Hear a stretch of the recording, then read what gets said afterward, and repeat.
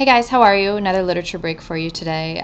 Going back to the kids' books, not the super little kids' books, but the mid-grade. So this is from The Patchwork Girl of Oz by L. Frank Baum, and I wanted to read something from this series of books about Oz, but maybe something that wasn't quite as familiar as The Wizard of Oz. So. And I'm giving these books to a friend of mine's son because he's becoming quite the reader, so I wanted to sort of share this wonderful illustrations before he got them. Ozma and her friends. The Shaggy Man had a room of his own in the royal palace, so there he went to change his shaggy suit of clothes for another just as shaggy but not so dusty from travel. He selected a costume of pea green and pink satin and velvet, with embroidered shags on all the edges and iridescent pearls for ornaments.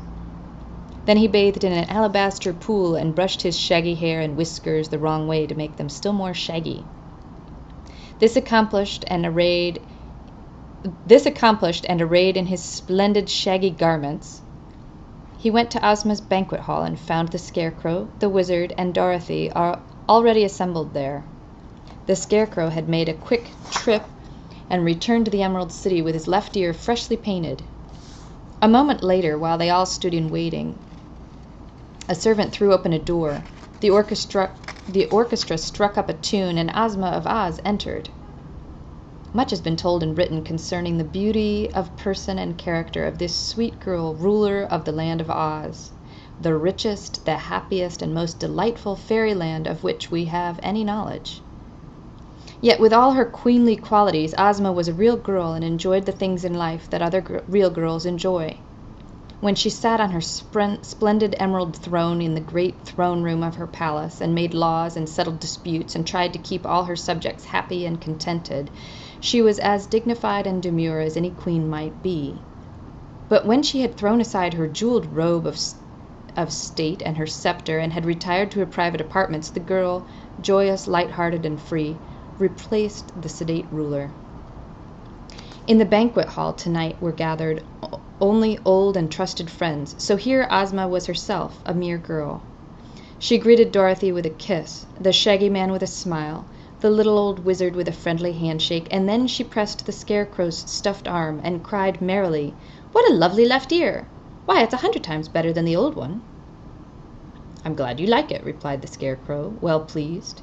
"Ginger did a neat job, didn't she? And my hearing is now perfect. Isn't it wonderful what a little paint will do if it's applied properly?" "It really is wonderful," she agreed as they all took their seats. "But the sawhorse must have made his legs twinkle to have carried you so far in one day." "I didn't expect you back before tomorrow at the earliest." "Well," said the Scarecrow, "I met a charming girl on the road and wanted to see more of her, so I hurried back." Ozma laughed. "I know," she returned. "It's the Patchwork Girl. She is certainly bewildering, if not strictly beautiful."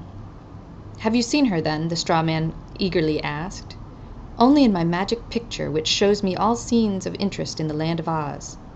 "I fear the picture didn't do her justice," said the Scarecrow. "It seemed to me that nothing could be more gorgeous," declared Ozma. "Whoever made that patchwork quilt from scraps must have selected the gayest and brightest bits of cloth that ever were woven." "I'm glad you like her," said the Scarecrow in a satisfied tone.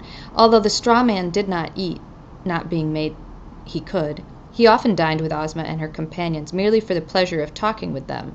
He sat at the table and had a napkin and plate, but the servants knew better than to offer him food. After a little while he asked, "Where is the Patchwork Girl now?" "In my room," replied Dorothy. "I've taken a fancy to her. She's so queer and uncommon." "She's half crazy, I think," said the Shaggy Man.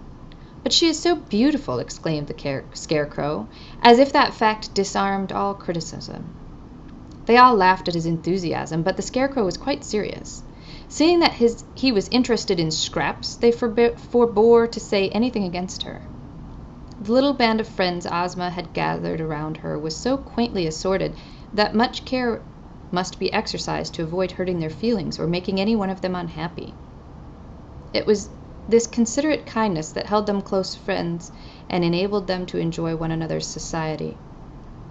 Another thing they avoided was conversing on unpleasant subjects, and for that reason Ojo and his troubles were not mentioned during the dinner.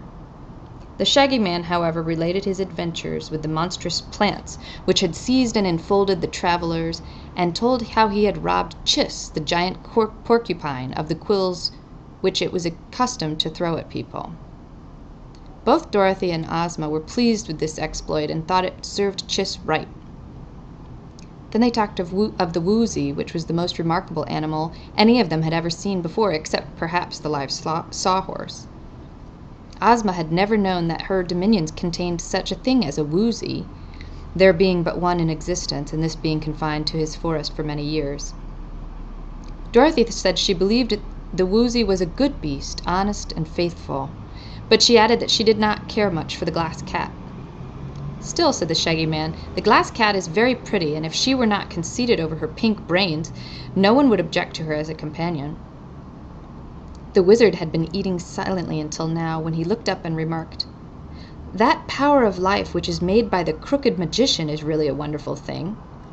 But Dr. Pipt doesn't know its true value, and he uses it in the most foolish ways." "I must see about that," said Ozma gravely. Then she smiled again and continued in a lighter tone, "It was Dr. Pipt's famous powder of life that enabled me to become the ruler of Oz." "I never heard that story," said the Shaggy Man, looking at Ozma questioningly. So that's a bit of the wonder in the Patchwork Girl of Oz. So hopefully you'll find that and enjoy it. Take care.